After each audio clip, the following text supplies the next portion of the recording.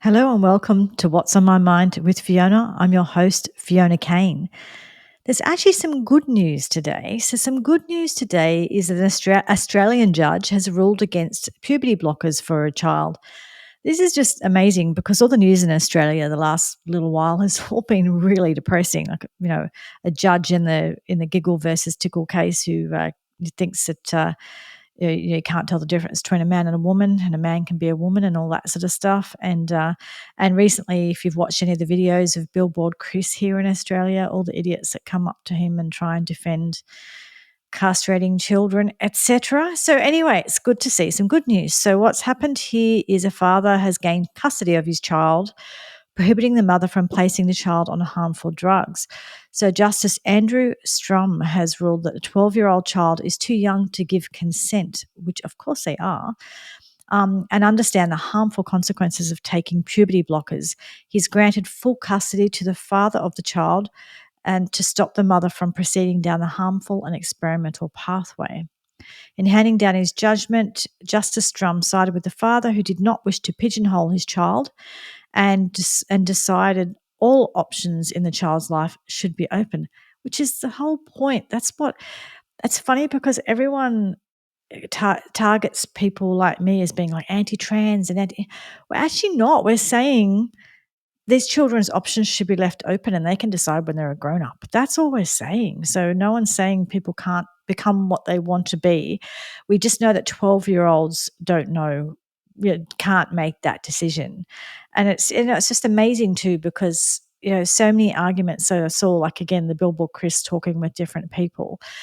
So many of the same people who say that children shouldn't be allowed to make the decision to get tattoos, or they're too young to drive, or they're too young to make certain decisions, but they're okay to make other decisions. It's just amazing how much you see this sort of cognitive dissonance. It sort of says that children shouldn't be allowed to make this or that decision unless it is, like, for example, actually, even someone put this, I think, on X this morning, that if you go to see a doctor when you're, say, a woman in her 20s, maybe even in her 30s, but certainly in her 20s, and you say that you want to have a hysterectomy or you want to have some sort of irreversible surgery to get rid of your fertility, the doctors will actually, it's hard to find a doctor that will do it, and they will really counsel you against it and kind of say, look, you're still fertile, you might change your mind, so maybe you should wait. But if you go to that doctor as a 16-year-old, and I don't know, they would do the operation at 16, but even just very young, 16, 18, whatever it is, if you go, but although they do the puberty blockers at a younger age, which prevents the puberty, which does, in many cases, if not all, make these people infertile. So we will, a 12-year-old, they can have puberty blockers that could make them infertile and cause a whole bunch of other health issues, or an 18-year-old, and in younger, in some places, in some countries, they'll remove your uterus and your breasts and all of those things, so you're infertile, and even if you could have a baby, you couldn't breastfeed, all of that. So we can't do that. Like, a 12-year-old and an 18-year-old know what they're doing when it comes to the fact that they think that they're the opposite gender and they have to have all their bits cut off. But then a woman in her 20s or 30s who doesn't want to be fertile anymore is told that, maybe that's not a good idea, and she's counseled against it. Can you see the issue there? In one part of medicine, we actually understand that it's a good idea to counsel someone against something, or, explore things with them enough that they really understand their choice. And in the other side of medicine, it's like children understand and know, and they understand the consequences, and let's just cut it all off. They don't, they won't care. So it's just like this weird sort of, as soon as it gets to gender medicine, it's not medicine. As soon as you get to gender, it is all bets are off, all precautions are gone, all safety precautions are gone, like all safeguarding, particularly safeguarding for children, it's all out the window. And it's like, no, we should just do it all, because, like, the best thing we can do is do it all, and damn the consequences. And if detransitioners want to come out and talk about their issues, we're just going to pretend they don't exist and demonize them. It's weird. Anyway, I'll get back to this judgment. So he wrote that, as a child, the judge said, as a child, grows, develops, and matures and explores experiences in life, the child might, with the related benefits of the passage of time and acquisition of balanced understandings, come to identify as a transgender female and might elect to undergo some sort of medical treatment to affirm and align with the identity. But similarly, with those benefits, the child might not do so, and for a variety of reasons. At this stage, the child's life, all options should be left on the table without any unacceptable risks of harm to the child. That's the other thing. It's like medicine, it was always the Hippocratic oath. First, do no harm. But when it comes to this, oh yeah, risk the child, harm the child, and the judge is saying no. So thank goodness there's a grown up in the room, someone actually saying something sensible, no unacceptable risk to the child. Why do that? So brilliant for this judge. Applause for this judge. Brilliant. And then he said, there's actually, I don't know if it's a man. I think it might. I'm not sure. Anyway, what was the first name? Anyway, whoever this judge, this justice is, he said. They said whatever. It's I'm just sorry, just reading through it. Uh, they just said that so the mother in a cross examination rejected the possibility that external factors or influence might have any role to play in the child's gender identity. However, neither of the experts that they got in their case were able to point to any empirical or substantive basis for their opinion, but rather only to anecdotal reports from transgender adults about their experience of their gender identity. So, all of this is just based on ideology. No, there's no reality to any of this. So then they said, unlike other Australian judges such as Peter Tree, Justice Drum relied on the Cass Review to inform his decision. Yes, sensible thing to do, because the Cass Review was a very thorough report that Dr. Hilary Cass did over 4 years that discredits all of this childhood gender medicine thoroughly with evidence, which is what we should be paying attention to. So this judgment, it takes an aim at the Australian Standards of Care and Treatment Guidelines, which are developed by the Children's Hospital in Melbourne. And those guidelines, they endorse a gender affirming model. And Justice Drum said that they were lauded as a country's primary standards for treating gender dysphoric children, but they do not have the approval or imprimatur, I don't know how to say that word, of the Commonwealth or any state or territory government, including any such government minister or the Department of Health. This justice, he criticised the medical care that child had received to date, noting that underlying issues had not yet been addressed or tests issued for such things as autism.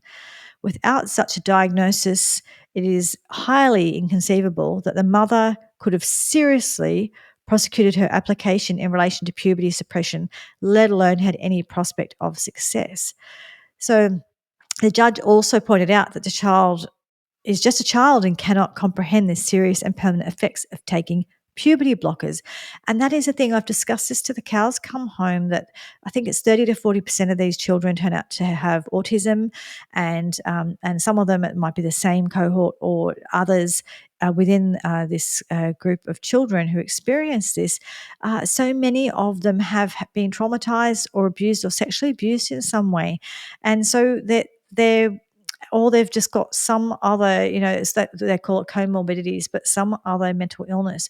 So essentially, you've got children that they're not treating the actual mental illness; they're actually just jumping right to, oh, you must be the opposite sex, you must have been born in the wrong body. Let's just go.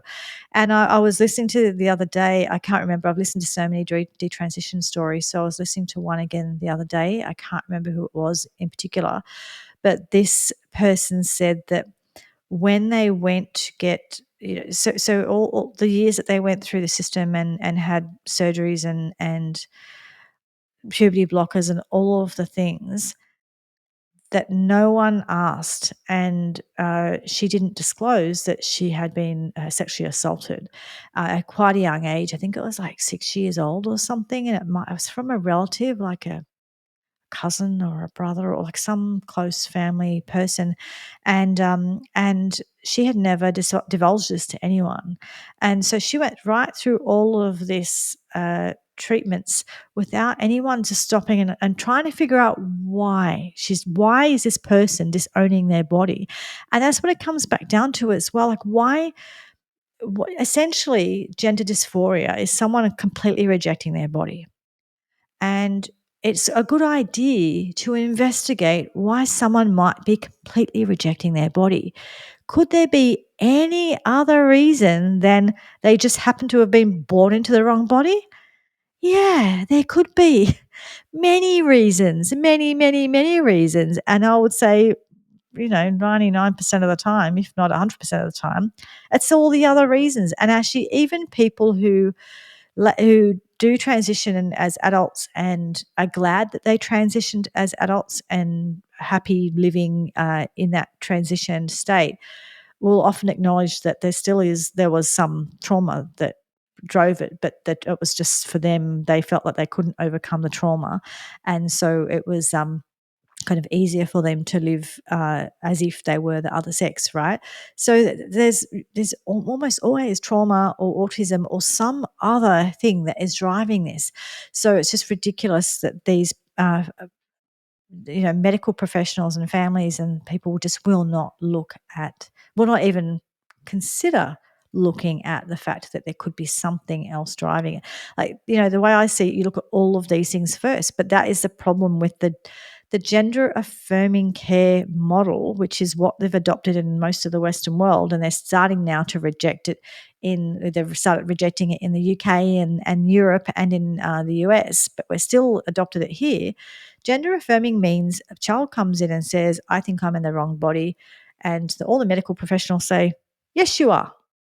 We will affirm that. And let's just get you started with not let's explore it. Let's look at like what's going on for you physically, emotionally, socially. Let's just have a look at all of that. Maybe you are, maybe you're not, but let's explore. Let's figure out what's going on and we can help you figure it all out, right? So that would be the sensible approach. But no, the approach is, of course you are.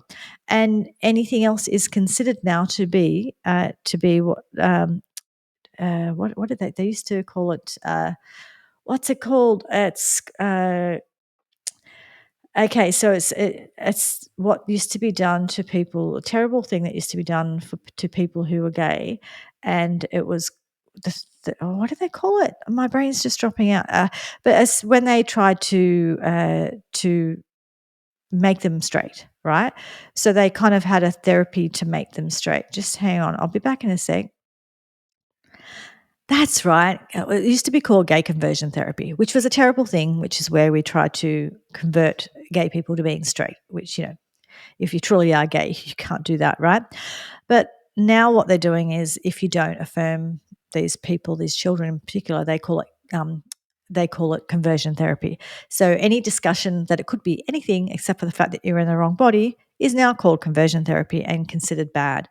So that's why it doesn't get explored, because you're considered bad for even going there, and you're transphobic and you're terrible and you're bad and all that sort of stuff, which is such a lot of rubbish.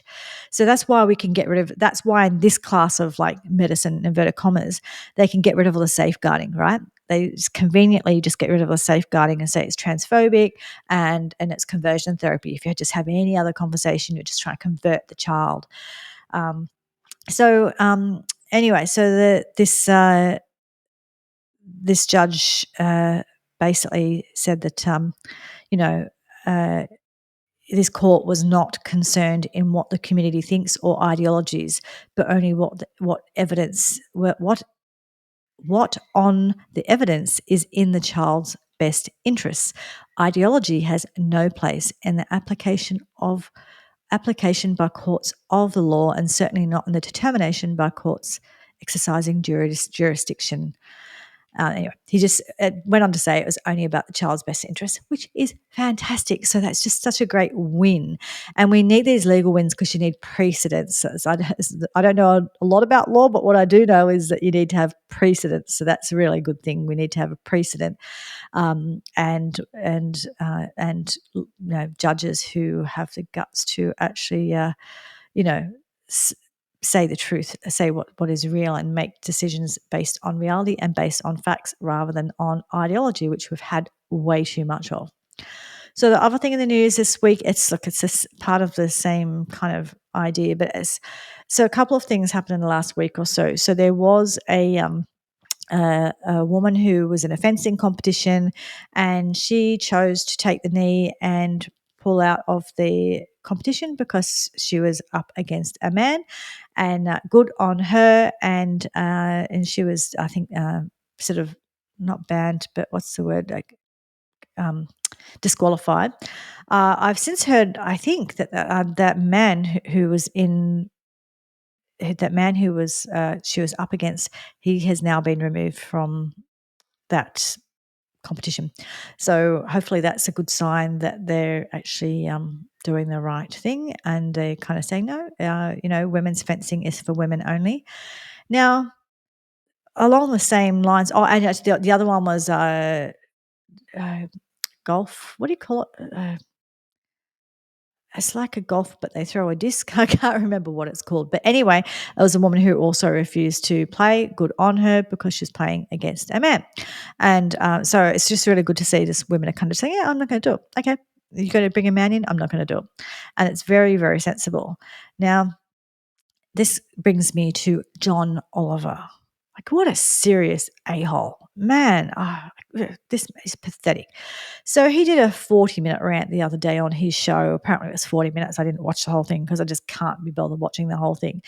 And his rant is about, essentially what he's doing is a great example of misogyny and gaslighting against women, because how dare women want their own category of sport or want to protect their own spaces. Now, John Oliver has a person who considers themselves transgender on his team. I think that person is one of his not investigators, what do they call them? Researchers, or whatever the situation, whatever they call them. And so this person obviously did all the research about women's sports, very balanced research about women's sports, of course, and came to the conclusion that it's completely safe for a man to be in a woman's sport. Of course, yeah. So anyway, John Oliver does this sort of disgusting gaslighting, and it's just like, he talked about Peyton McNabb, and she's a young woman who had the volleyball spiked in her face, and he said, "Oh, she just had a concussion. She's all right." And it was way bigger than that. And concussion is actually really big too. And you only have to look at what happens to boxers and football players and all the brain injuries and things to know that actually concussion is really serious on its own. But she didn't just have that. She also had a certain level of paralysis on one side, and she has severe headaches. And if you've even just had one severe headache or know what it's like to live with chronic headaches, then you would understand. But clearly you don't. You didn't stop and think that much. And also she's had depression and anxiety and other issues relating to this, and wasn't able to continue with that sport, and I think has done some other things. But you know, the whole point, but he really belittled it and like really made it look like it wasn't a thing, it wasn't a big deal. The whole point of women's sports was a category created so women could have a fair go, so women could have a place where they could play with less risk of injury. Yeah, okay, sport will always come with a risk of injury, but less risk of injury, and to be more fair. And then he used the example of, oh, well, it's never fair because, there's always a tall person and a short person, or blah, blah, blah. Of course, it's never completely fair. In every sporting category, there are people who are, phenomenal. They're the phenoms, and no one could ever compete with them, sort of thing, because they're so great. All the people, in basketball, if you're playing against someone who's 6'5" and you're 5'5", it's a big difference. Yeah, of course. So within every category, there are differences, and no one who's arguing against men playing in women's sports has tried to say that that's not true. Of course it's true. That doesn't mean men should be playing in women's category. Women have a category so that we have more chance of safety, more chance of fairness, and more chance of of, achieving something and winning.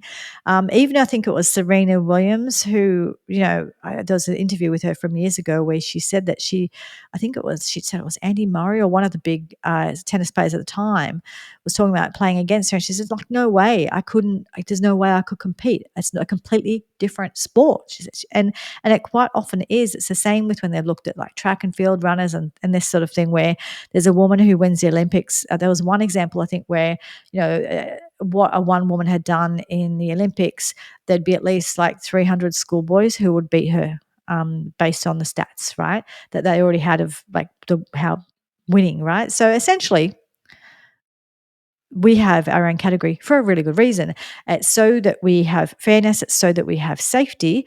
It's so that we have a chance of winning and achieving something. Because why put all hours and all your life? There's top athletes put 3, 4, 5, 6, 12 out, daily. They give a lot up for their athletics, right? For their sport. So you're to put all of that into it. You want to get something out of it. Also, a lot of it relates to for some people, it relates to their career. And so relates to their income or their sponsorships or their scholarships through university, that kind of thing. So it affects a whole lot of different parts of women's lives. There's also the issue of, safety and privacy and dignity in change rooms where, Riley Gaines and others talk about what was going on in the change rooms when people like, he calls himself Leah Thomas now. What was his name? Will Thomas, when he's in their change room, because these men, many of them don't make any, like when they do change their name and become a woman, they don't change anything else. So they're getting around in the change rooms, rubbing the bits up against the women, or just like if you know anything about the swimsuits that the women wear in these, like in something like swimming, in the swimming competition, that's apparently they take 20, 30 minutes to get in and out of because they're so tight. And I can only imagine doing that in front of a 6'5" young man, like who no woman wants to do that. So, women's category was created for a reason. So just for that reason only, we don't need to defend it. And John Oliver can just off, right? Seriously, just go away. But then there's just so many levels of all the things he was claiming that are just such BS, and he just wasn't looking at any of the evidence. There's so much evidence. Men have more, like VO2 max. They have more oxygen, more their heart's bigger, and more, they've just got more heart lung capacity, right? They've got a different structure to their hips. So because their hips have a different structure, where their knees are is different. So essentially the whole that whole hip knee part of their body is structured very differently, which means that they have a lesser risk of certain injuries than what women do in certain sports.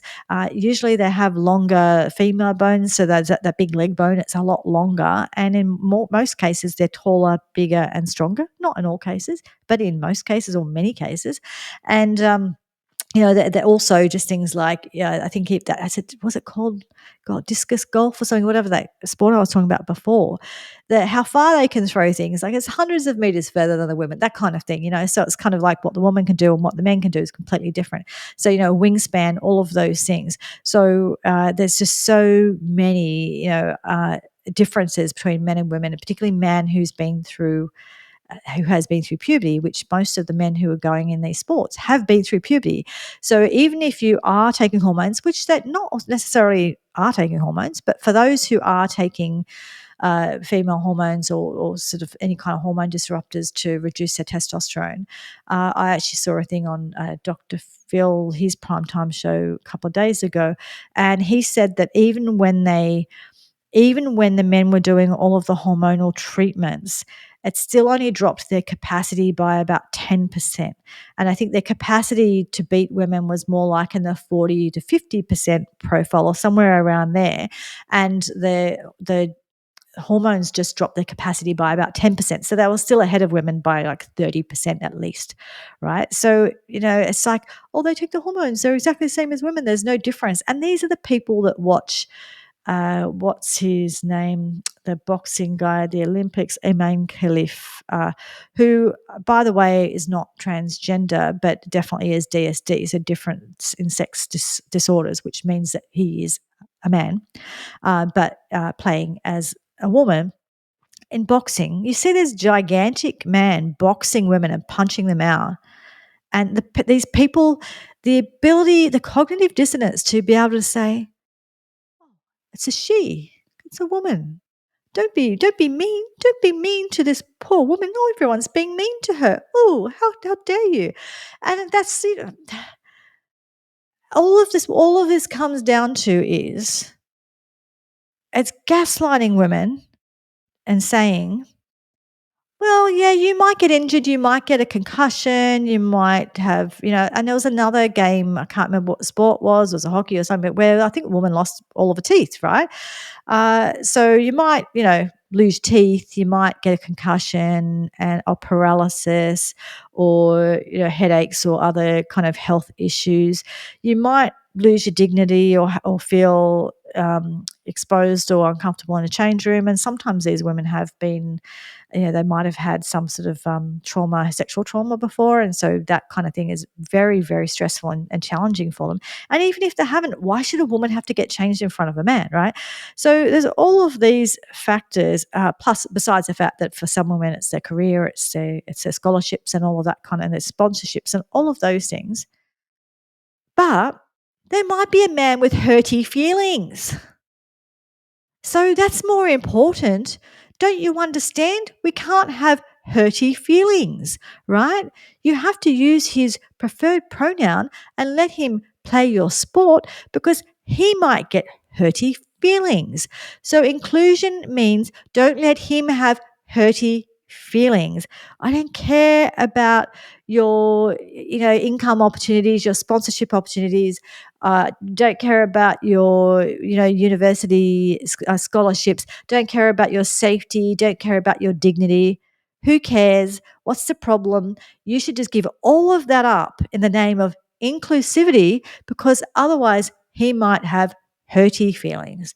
And that's essentially what it comes down to. It is the ultimate misogyny. So John Stewart, is it his name? John Stewart. So I got his name wrong. That's not John Stewart. It is Oliver. John Oliver. See, that's like it doesn't matter because you're such a pathetic loser. Yeah, John Oliver. Who I was talking about? Sorry, John Oliver can just f off, right? This is the ultimate gaslighting and the ultimate misogyny, and it's like we just don't care about women. Women don't matter. Women and girls, as far as they're concerned, women and girls can f off so that their friends cannot have hurty feelings, right? That's what this is. That's what this comes down to. And I would have never dreamed in 2025 that that the state of the world would be such that, it's emperor's new clothes. The fact that I can look at Imane Khalif and see a man, I can look at Leah Thomas and see a man, and everyone else is pretending they can't see it. Well, not everyone, but let's just pretend we don't see that. That's really a girl. Let's call them a girl, which is why I rail so much against preferred pronouns and calling someone she when they're not she, right? Because the moment that you start using their language, the moment that you start conceding ground, they're like, women, F off, let men do what they want, because otherwise men might have hurty feelings. And, there could not be anything worse than a man having hurty feelings. And some of, not all, but there's a subset of feminists, particularly the very lefty feminists, who are actually endorsing this and cancelling themselves and cancelling us women. Thanks so much. Really appreciate that. Anyway, I'm going to stop my rant there. There's lots of other things that happened this week, but I've taken up too much time already. Please like, subscribe, share, all that jazz. I'm happy to engage in conversation. If you want to have a decent conversation, more than happy to do that. Otherwise, I don't converse with people who just want to be abusive. No point in that. There's nothing to be gained for anyone. Anyway, that's my thoughts for this week. That's what's on my mind. And I hope you have a good week. See you next week. Thanks. Bye.